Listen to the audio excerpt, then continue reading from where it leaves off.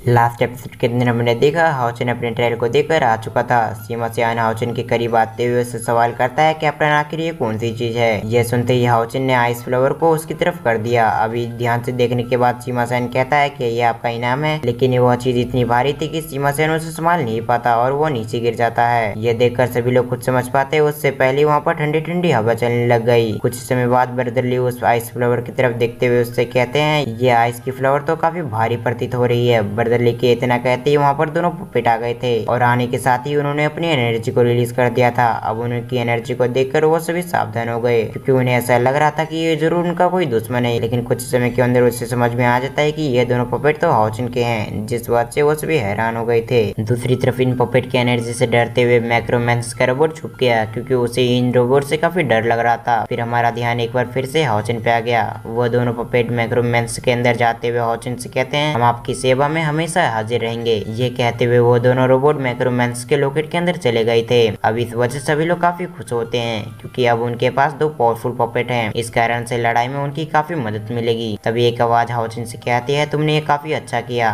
जैसे जैसे तुम्हारी पावर बढ़ेगी उसी तरह इनके ऊपर लगी हुई सील भी टूटती जाएगी, क्योंकि इन दोनों पपेट के ऊपर सील लगी हुई है, जिस वजह से ये दोनों अपनी पूरी पावर का इस्तेमाल नहीं कर पाएंगे जब तक कि हाओचन इन दोनों पपेट का लेवल पे ना पहुंच जाए। फिर वो आवाज सभी से कहती है सभी लेवल पर अलग अलग तरीके की प्रॉब्लम का इंतजार कर रही है और दूसरे स्तर को चालू कर दिया गया है। ये सुनते ही सीमा सियान काफी तेज से आगे बढ़ते हुए हाओचन से कहता है हमें आगे बढ़ते हुए लड़ाई को जारी रखना चाहिए, लेकिन हाओचन उससे रोकते हुए उससे कहता है आगे का लेवल आसान नहीं होने वाला, जिस वजह से हमें अपने लेवल और स्ट्रेंथ पे काम कर लेना चाहिए, यानी कि अपने स्ट्रेंथ को बढ़ा लेना चाहिए, जिसके बाद ही हम सेकंड ट्रायल को चैलेंज करेंगे। ये सुनते ही सभी लोग इसके लिए एग्री हो गए थे। फिर हाओचन सभी पे एक नजर मारते हुए उन सभी से कहता है आखिर तुम्हारी कल्टीवेशन कैसे चल रही है। ये सुनते ही सायर हाओचन की तरफ देखते हुए उससे कहती है सभी लोग अपनी कल्टीवेशन को बढ़ाने के लिए मेहनत कर रहे हैं, जिस वजह से सभी के स्कोर 6000 से ज्यादा हो चुके हैं। ये सुनते ही हाओचन काफी इंप्रेस हो गया। तभी हाओचन अपने सर को टच करते हुए सभी से कहता है हाओयू अपने आप को इवॉल्व करवा रहा है, जिस वजह से हाओयू मुझसे मदद चाहता है ताकि मैं उसकी रक्षा करूं। ये सुनते ही सभी लोग काफी खुश हो गए। वो सभी हाओचन से कहते हैं हम भी चलेंगे ताकि इस तरीके से हम तुम्हारी मदद कर सकें। अब ये सुनते ही हाओचन भी इसके लिए एग्री हो गया था, क्योंकि पिछली बार उससे लड़ने में काफी मुश्किलें आई थी और दूसरी बात थी कि इन सभी के कल्टीवेशन में काफी इम्प्रूव हुआ था, जिस वजह से हाओचन को विश्वास होता है कि ये सभी एक कंकालों को संभाल पाएंगे। अब ये सभी चीजें सोचने के बाद हाओचन उन सभी को टेलीपोर्ट करके हाओयू को वर्ल्ड में लेके आ जाता है। अब यह देखकर तो सभी लोग हैरान हो गए थे, क्योंकि वो सभी चीजें काफी अजीब थी। लेकिन तभी सायर और बाकी लोगों पर काफी सारी कंकालों ने हमला कर दिया। ये सीन दिखाते ही हमारा सीन शिफ्ट होकर हाओचन पे आ गया, जो कि किसी अजीब से जगह पे टेलीपोर्ट हो गया था। तभी हाओचन अपने आप से देखते हुए कहता है लगता है मैं किसी जगह पे टेलीपोर्ट हो चुका हूँ, जिस वजह से मुझे अपने दोस्तों को ढूंढना चाहिए। ये कहते हुए हाओचन सभी को आवाज लगाने लगता है। अभी कुछ समय के अंदर हाओचन को पता चल चुका था कि वो अपने दोस्तों से काफी दूर आ चुका है, जिस वजह से हम देखते हैं वो यहाँ से निकलने की कोशिश कर रहा था, लेकिन उससे पहले हाओयू दिखता है। अब ये देखते ही हाओचन हाओयू के पास आने की कोशिश करता है, लेकिन हाओचन यहाँ पर असमर्थ हो रहा था। ये देखते ही हाओचन हाओयू को छूने की कोशिश करता है, लेकिन उसे समझ में आ गया ये बस एक इल्यूजन है, यानी कि हाओयू की पुरानी यादें जो भी पास्ट में हुआ था। तभी वहाँ पर काफी सारे लोगों ने आकर हाओयू पे हमला कर दिया। यह देखते ही हाओचन काफी परेशान हो गया था। हाओचन अपनी पावर का इस्तेमाल करते हुए उन सभी रोकने की कोशिश करता है, लेकिन हम देखते हैं हाओचन के किसी भी अटैक से उन सभी को कोई फर्क नहीं पड़ रहा था, जिस वजह से हाओचन को काफी टेंशन होने लग गई थी। दूसरी तरफ हाओचन उन सभी की बातें सुनता है, जहाँ पर वो सभी कहते हैं अस्टिन ग्रिफिन हम तुम्हें फिर से अपने आप को इवॉल्व नहीं करवाने देंगे, क्योंकि अगर तुमने अपने आप को इवॉल्व करवाते हुए अपने पावर को वापस रीगेन कर लिया तो तुम पूरी दुनिया को खत्म कर सकते हो और इस तरीके से तुम सभी के लिए खतरे बन सकते हो, जिस वजह से हम तुम्हें मार देंगे।